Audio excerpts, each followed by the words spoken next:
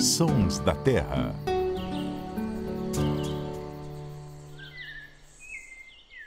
Olá pessoal, tudo bem? Está começando mais um Sons da Terra, o podcast do Terra da Gente em parceria com a Rádio CBN. E hoje a gente vai abrir de uma forma diferente, com a descrição de uma espécie de ave. Vamos ver se você vai adivinhar que ave é essa.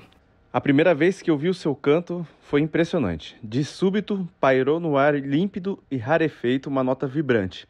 Um assovio prolongado e melancólico, que subiu em tom e intensidade para logo decair num fiozinho de som. Um lamento tão triste que parecia o grito de sofrimento de um ser da floresta, e não um canto de origem puramente orgânica. Estou aqui com o biólogo Luciano Lima, suspeito para falar dessa espécie. Eu sei qual é, eu já sei qual é. Fala pra gente então, Luciano, que espécie é essa? Você que está em casa ouvindo a gente aí, essa é uma descrição feita por um grande ornitólogo, o ornitólogo Ernest Holt. Aí vamos começar a dar mais umas pistas aqui, né? Ernest Holt esteve no Brasil aí no comecinho dos anos de 1900, excursionou por algumas regiões, especialmente pelo Itatiaia. Ele fez o que a gente pode considerar um dos primeiros grandes levantamentos de aves de uma localidade no Brasil. Ele fez o levantamento das aves do Parque Nacional de Itatiaia. E essa descrição que está no artigo científico, The Birds of Itatiaia, que é clássico da ornitologia, é a descrição da saudade dessa ave aí que tem esse nome. A gente vai conversar aqui um pouco sobre qual que é a origem desse nome, que é meio enigmática.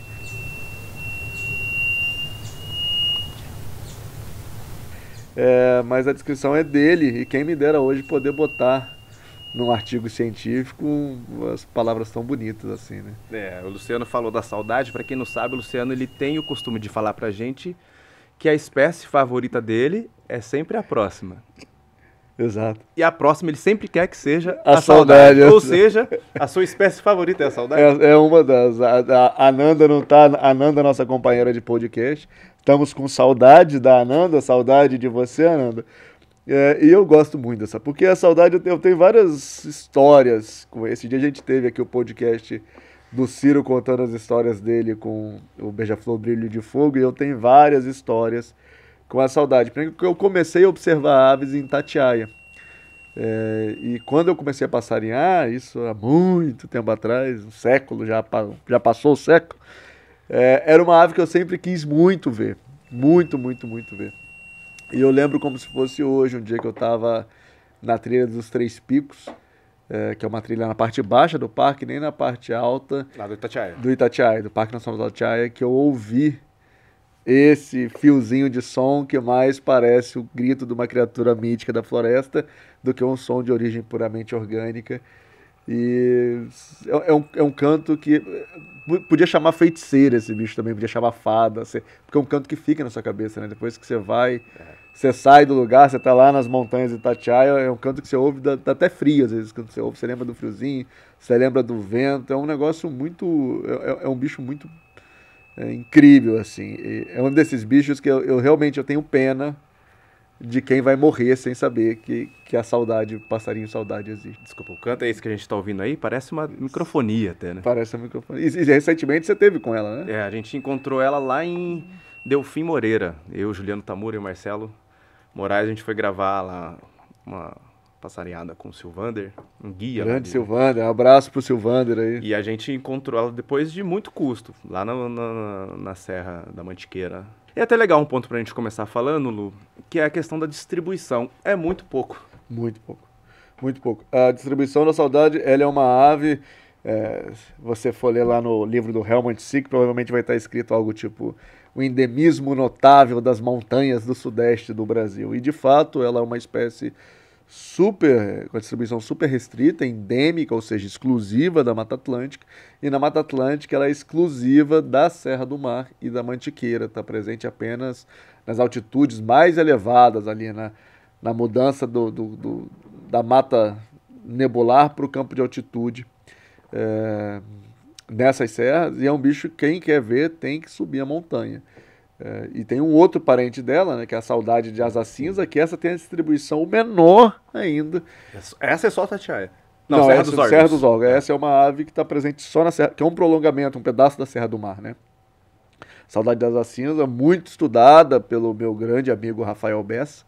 Aproveitar e mandar um abraço pro Bessa, pelo Rajão também, o Henrique O Bessa Rajão. que redescobriu a rolinha do Rolinha Planalto. Ele descobriu a rolinha do Planalto e estudou exaustivamente a saudade de asa cinza. É o maior especialista na saudade de asa cinza. E são aves que, infelizmente, a saudade da asa cinza sim é considerada ameaçada. A saudade ainda não é, mas em breve será. Porque essas aves que habitam ambientes frios dentro de regiões tropicais estão entre os grupos de espécies mais vulneráveis às mudanças climáticas que não estão chegando. As mudanças climáticas já chegaram, já estão aí. E aí quando você para e pensa que ela tem uma distribuição muito restrita no que a gente chama dessa mata nebular lá no topo da montanha, qualquer aumento de temperatura vai fazer com que essa mata suba um pouco e daqui a pouco não tem mais lugar para a saudade ir, porque a montanha acaba ali em cima, né? Então, ela já está num lugar bem alto e daqui a pouco é o limite. Isso. Esperamos que a gente não tenha saudades da saudade, que é uma ave fantástica que fique aí entre a gente. Mas é um bicho que corre sério risco por conta das mudanças climáticas. E muito emblemático ali de Itatiaia, da Mantiqueira, da Serra do Mar e tudo mais. Agora falando um pouco assim da questão da espécie, ela tem um dimorfismo sexual, né? A fêmea é esverdeada e o macho que é o amarelo com o dourado, né, na asa. Tanto que em inglês o nome é Black and Gold Cotinga, a cotinga de preta e dourada, né? E a saudade de asa cinza, o dimorfismo é bem menor, porque o macho já é verde, né? Uhum. Então o macho é verde com asa cinza, o canto, esse outro canto que vocês estão ouvindo aí agora, ele lembra, mas é diferente. E a fêmea é completamente verde. E é interessante que a saudade de asa cinza, a fêmea ficou desconhecida por muito tempo, que foi uma espécie que foi descoberta na gaveta do museu. Um pesquisador do Stott, se eu não estou enganado, ele viu lá no meio ali, não foi descoberta no mato. Cara, esse bicho aqui tá diferente. E aí foram comparar, viram que era uma espécie ainda não descrita. E foi descrita, se eu não me engano, no finalzinho da década de 70, comecinho da década de 80, a saudade de asa cinza. E é um bicho que a gente ficava procurando igual maluco para ver. Eu fui mesmo lá na Serra dos Órgãos umas 3 vezes. Só consegui ver na última, assim. Que ninguém sabia onde estavam esses bichos, né? Hoje tem Wikiaves, tem... hoje tem geolocalização. Tem geolocalização, as pessoas mais ou menos sabem, né? A gente subia na época, e o Rafael Bessa sofreu muito subir na trilha ali da Pedra do Sino, na Serra dos Órgãos. Mas eu também subi essa trilha com 2 amigos finlandeses, birdwatchers. Eu lembro que foi uma das trilhas que eu mais cansei na minha vida, assim. Só que a gente conseguiu ver o bicho dessa vez que a gente foi. E é uma dessas espécies que você vê, você transcende, assim, realmente é um bicho muito especial. O Juliano Tamura, ele nunca tinha visto também. Eu tinha visto muito de longe, assim, não tinha conseguido fazer um registro, não cheguei a fazer registro, nada, mas ouvi o canto, consegui ouvir na natureza. Mas o Juliano Tamura, nessa nossa passarinhada lá em Delfim Moreira, que a gente encontrou, ele viu pela primeira vez e ele tinha um binóculo meu lá, ele pegou o binóculo e viu, cara, que bicho impressionante, ele ficou, e, inclusive, escreveu um poema para a saudade, um assunto que a gente vai falar hoje ainda.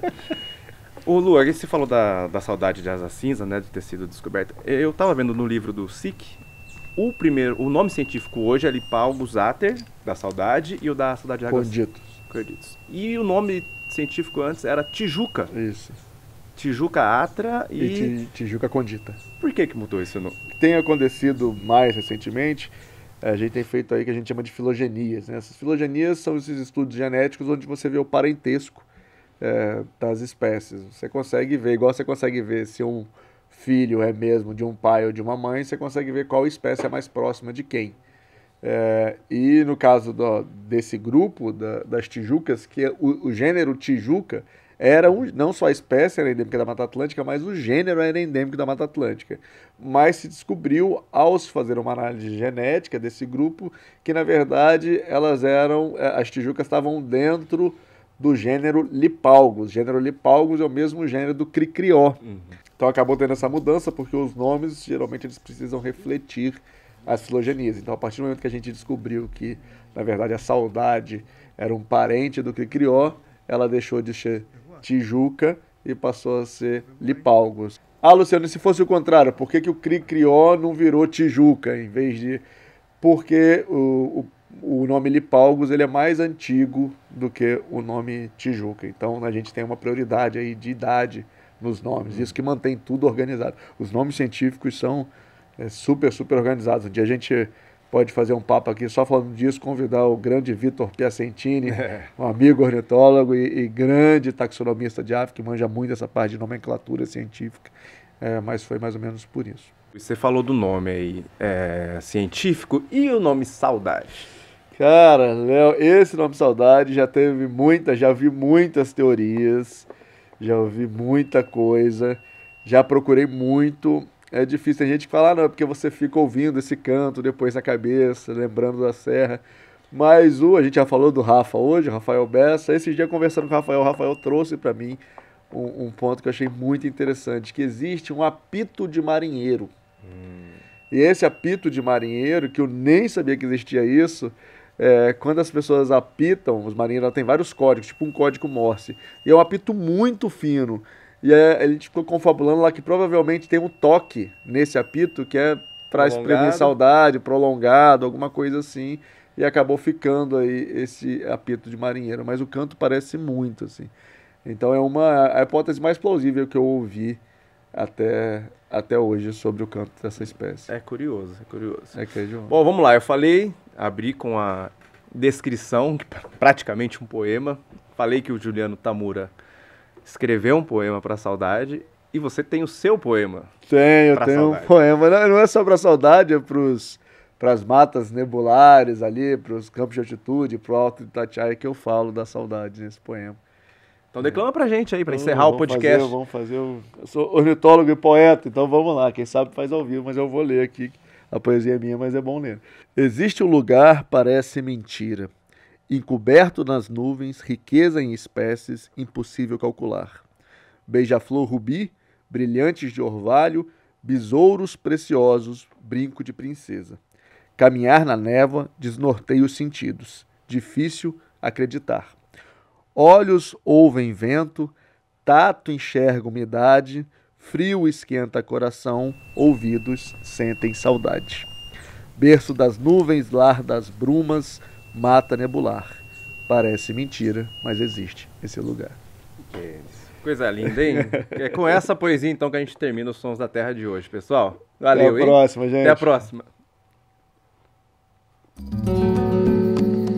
Sons da Terra.